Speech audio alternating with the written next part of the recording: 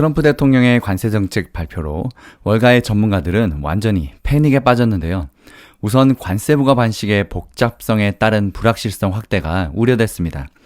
아트호건 피라이리 웰스 매니지먼트 수석시장 전략가는 이번 발표는 지금까지 이 행정부가 내놓은 정책 중에 가장 혼란스러운 조치 중에 하나라며 추가된 복잡성과 예상보다 높은 관세율은 시장에서 아직 반영되지 않았다고 말했습니다. 고율의 관세 부과에 따른 경기 침체 가능성도 제기되는 상황인데요. 관세 부과에 따른 미국 내 물가가 다시 상승하면 소비를 짓누를 수 있어서입니다. 블루칩 트렌드 리포트 레리 텐타렐리 수석 기술 전략가는 만약 10%의 관세율이 발표됐더라면 시장은 오히려 상승했을 수도 있다면서 예상보다 훨씬 강력한 관세 조치가 나왔기 때문에 단기적으로 변동성이 커질 것이라고 우려했습니다. 또 국내 연구원은 이번 상호관세 발표에 대해서 최악의 시나리오로 현실화됐다고 평가했는데요. 향후 주목해야 할 변수는 미국과의 개별 협상으로 상호관세율을 낮추기 위해서 주요국의 협상이 본격화될 것이라며 일부 국가에 대한 관세율이 다소 하향 조정될 가능성이 잠재해 있다고도 말했습니다. 아나카파 어드바이저스의 필 팩속 최고 투자 책임자는 관세 뉴스는 이미 시장에 반영됐고 시장은 과매도 상태였다며 이날 지수 상승이 그간의 비관론이 가도했음을 시사한다고 평가했습니다. 또 BMO 웰스 매니지먼트의 마용류 최고 투자 책임자는 관세 전쟁이 얼마나 심각할지, 경제와 기업 실적에 얼마나 큰 피해를 줄지 감을 잡으려 시장 전체가 초조하게 대기하고 있다고 말했습니다. 그럼 앞으로 시장은 어떻게 될 거냐? 일단 관세로 인한 물가 상승을 보면 예를 들어서 우리나라에 25%의 관세를 부과하면 미국의 수입품이 1,000만 원 하던 게 1,250만 원으로 가격이 올라가겠죠? 조금 오버해서 2,000원 하던 콜라가 3,000원 한다고 치면 우리가 늘 소비하던 물건이 가격이 갑자기 큰 폭으로 오르면 소비를 자제하겠죠? 콜라 5개 먹을 거 2개만 사 먹게 됩니다. 이런 식으로 사람들은 강제적으로 소비를 줄이게 되는데요. 관세 때문에 가격이 올라가니 물가가 폭등하겠지만 사람들이 너도나도 소비를 줄이게 되면 오히려 물가는 하락할 수도 있습니다. 말 그대로 아무도 안 사게 되는 거죠. 하지만 이런 상황이 기업들에게는 완전히 다른 이야기인데요. 물건이 안 팔리면 기업의 매출은 줄어듭니다.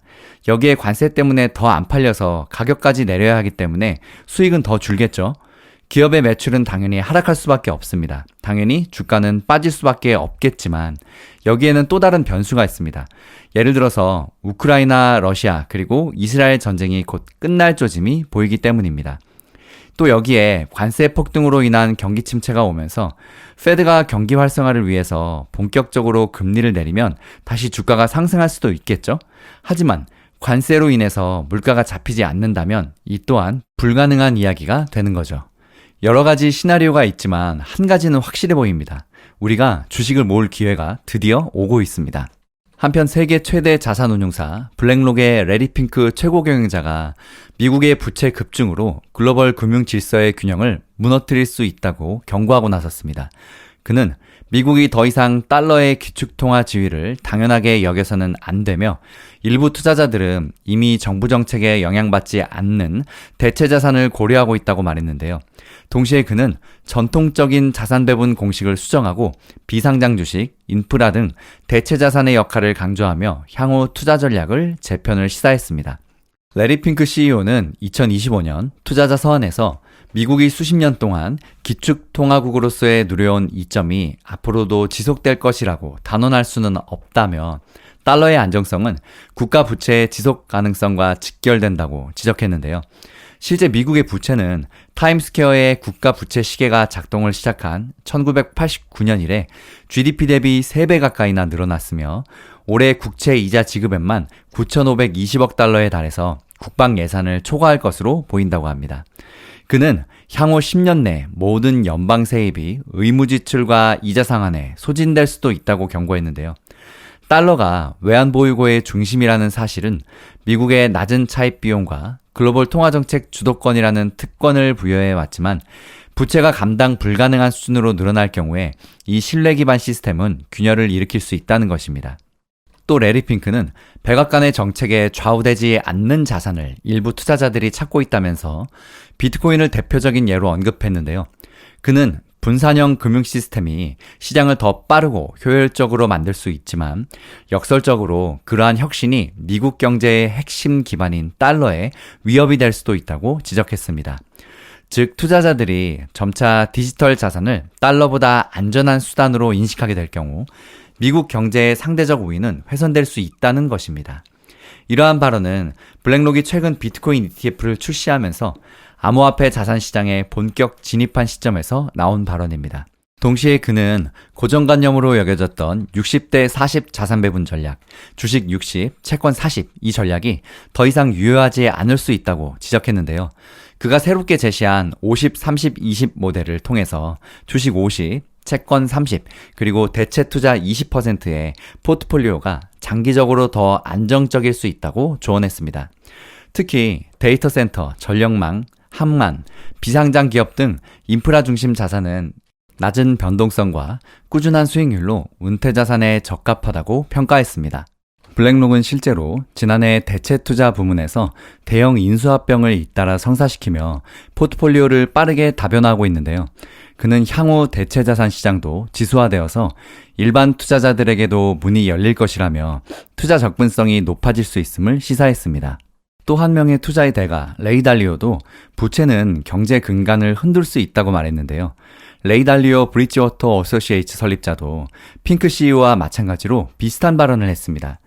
달리오 설립자는 최근 싱가포르에서 열린 컨버지 라이브에서 국가부채 위기가 임박해 다가오고 있다면서 경고하고 있는데 현재 미국이 부채에 대한 수요와 공급 양측에서 동시에 심각한 왜곡을 겪고 있다고 지적했습니다. 그는 부채의 메커니즘을 이해하지 못한 채 과거처럼 계속해서 버텨낼 수 있을 것이라고 생각하는 것은 큰 착각이라며 정부가 더 많은 돈을 빌려야 하는데도 이를 기꺼이 사줄 투자자가 줄어드는 상황에서 어떤 결과가 벌어질지 생각해 봐야 한다고 말했습니다. 이는 미국 국채의 신뢰 약화와 금리 상승, 또 궁극적으로는 화폐 가치의 하락으로 이어질 수 있는 구조적인 리스크를 짚은 것입니다. 달리오는 역사를 돌아보면 부채 위기에 처한 국가들이 정치나 지정학적으로 중대한 변화를 겪어왔다는 사실을 반드시 기억해야 한다면서 앞으로 나타날 변화는 지금까지 봐온 어떤 것보다도 더 충격적일 수 있다고 덧붙였습니다.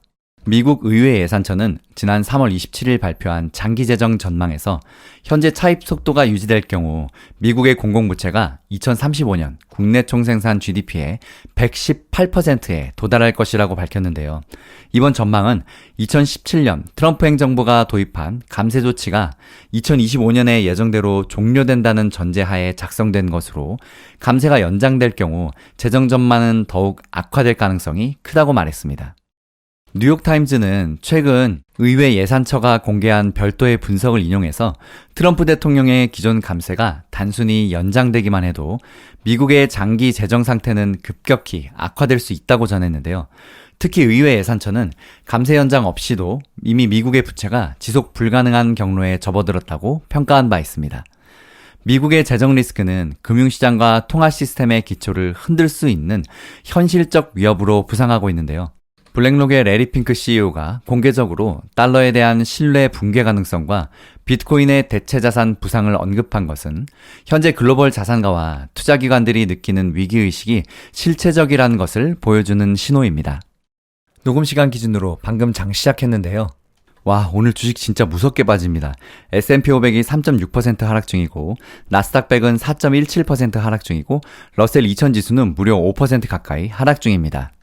매수 할머니가 있으신 분들은 이런 날 무조건 담으시는 거죠. 우리의 투자는 끝이 아닌 시작이기 때문입니다. 힐링가족 여러분, 성공투자 파이팅!